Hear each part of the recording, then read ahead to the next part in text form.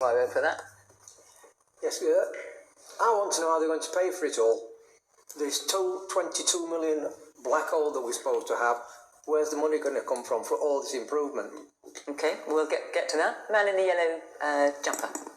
So, as we've got a cabinet made up of mainly public sector workers with no private sector experience, how are they going to hope to complete all of the things that they've laid out today? All right, so you're decrying the lack of experience. Alistair, what did you think of what you heard today? Well, I don't accept at all that this government is as chaotic as the last one.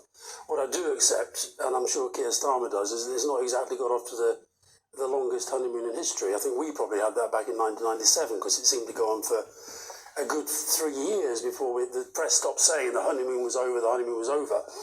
There's a few things I'd say. The first is, I do think politics has got harder for all sorts of reasons. One of them is populism, one of them is a much more aggressive media, one of them is social media, one of them is the public are much more demanding. There's nothing wrong with that, but it has made it harder. The second thing I'd say is government is a lot harder than opposition. And I think that it's harder being a Labour government than a Conservative government in this country. I think history would suggest that. Why would you say that? Because I think we've got a pretty biased media, and I think the media are absolutely kicking Keir Starmer as hard as they can most of the time. So the point on the substance of what you're saying, though, I think that everything that Keir said today, if a Labour government can do all of those things, I will back them all. But government isn't just about the specifics that you're talking about. Part of government and part of leadership is about the story that you're telling to the country. It's about the narrative that you're building. And it's about the constant sense of having a conversation with the public that even if the public don't like what you're doing, they have a sense of what it's for and where it's going. And I think that's where I think the government has not been as strong as it should be. So Keir Starmer today launched 5 missions. I mean, I just had a little look at the various things that have been going on in the last 5 months. We've had 3 foundations, 5 missions, 6 milestones and 7 pillars. Now, it's my job to follow these things. I couldn't tell you what they all are. As a former communications advisor, what do you think of that?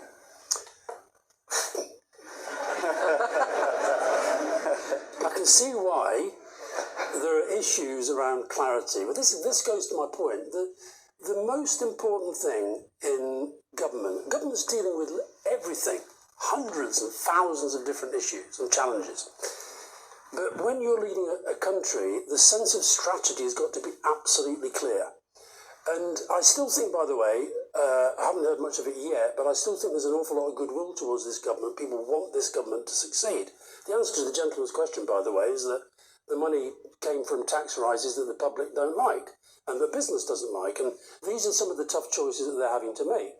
I think Kevin's being a bit disingenuous when he sort of says that the current state of the government is down to everything that this government has done in the short time it's been there. When they talk about having inherited a broken Britain, I'm afraid they did. All right, well, hang on. Let's bring in Nigel, who's not managed to get a word in yet.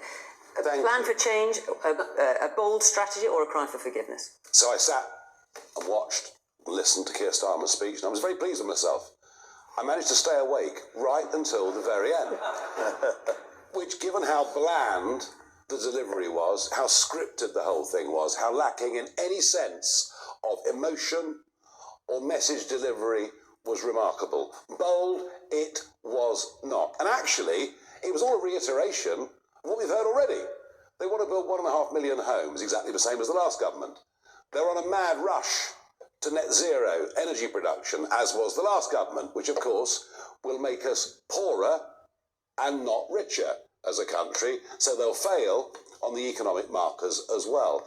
If it was a plea for forgiveness, it ain't going to work. And it's extraordinary that the single biggest issue in terms of the impact on accessibility to GP services, in terms of accessibility to housing, in terms of infrastructure, and all of those things, is the exploding population.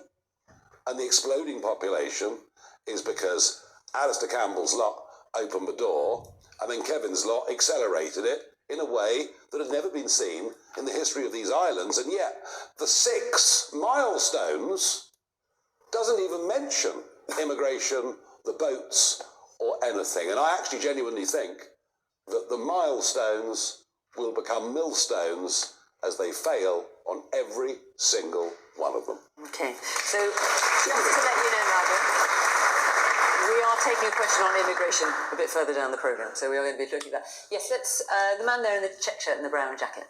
The gentleman asked earlier where the money was going to come from. From what I've been reading today, it would seem that private business is going to have to work 7 days a week, while the public sector spends it in 4.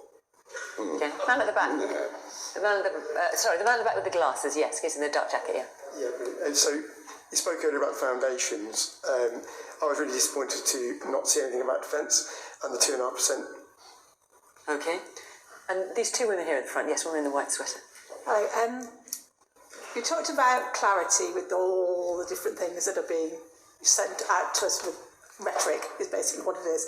The government has had several years to clarify exactly what they want to do and how they're going to fund it. All the time during the election process, we heard fully funded, fully costed. The second they got into government, it was, oh, we didn't realise it was as bad as it is. We're going to have to put up taxes. They must have known. If they didn't, what are they doing in opposition? Well, not only did we not know, the Office for Budget Responsibility didn't know, because there was. But that's true, Kevin. And just in the education department, you know, we arrive in the education department. There are pledges that have been made for early years entitlements, for example, that haven't been funded. There's a teachers' pay review body report sitting in the desk of the former Secretary of State with no way to pay for it. So there was a £22 billion. Absolutely wrong. There was a £22 billion black hole. And the first thing that we had to do, and one of the foundations, is to get economic and fiscal stability back into the system again. And I'll come back to defence again if I've got. So is that why you hit the pensioners the way you did? Absolutely. You hit the pensioners, and there are millions of pensioners who are going to struggle like crazy over the course of this winter, whilst you've got ballooning budgets, $5 billion a year on asylum, let alone. Surely the targets you've gone for with pensioners and farmers will actually get you, if there is a £22 billion back hole, an absolute tiny amount of that. If you hadn't given massive pay rises to train drivers and public sector workers, those pensioners would still have their fuel allowance. Sure. Jackie, as you know, of 9 billion, and this is in the OBR report on the budget, 9 billion of that 22 billion, supposedly 22 billion, was because of the payments to public sector workers. What Alistair wouldn't have done when they were in office, they would not have settled those pay claims at face value without any quid pro quo, any strings attached. They'd have wanted productivity improvements, which they could have paid for the pay rises themselves. It's a contrived figure. Everybody knows it's a nonsensical figure. And in terms of this point about broken Britain, you remember 2 years ago, we went through a very difficult time. Inflation running at 11%, the economy looked forecast to go into recession. We handed over inflation running at 2%.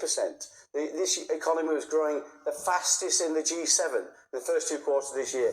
All those things have been reversed. Inflation is going to go up. Interest rates won't drop so quickly because of the budget. Huge mistakes across the piece. Rachel Reeves needs to look at what she's done and reverse what she's done, because this will last for years in terms of a problem. But Jackie's made the point that Kemi Badenoch hasn't given a clear counter strategy.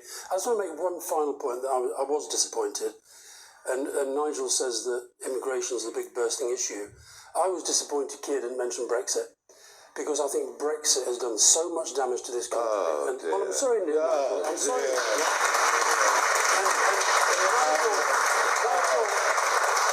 Nigel doesn't want to accept. You are the worst loser in history, Alistair. Get over it. It's 8 years ago. Nigel, move on. No, you won. It's done. You're the worst winner. It's done. Because you've never taken responsibility for what you've It's won. done. No, we're independent. We're free, and we're not part of that Eurozone that's collapsing around its ears. I'll tell you what Rejoice. you are. We're out. I'll tell you what you we're are. free. I'll tell you what you are. You're somebody, and we've seen it already tonight, you're somebody who will exploit any problem going for your own political ends. Brexit was a fundamentally damaging thing to this country.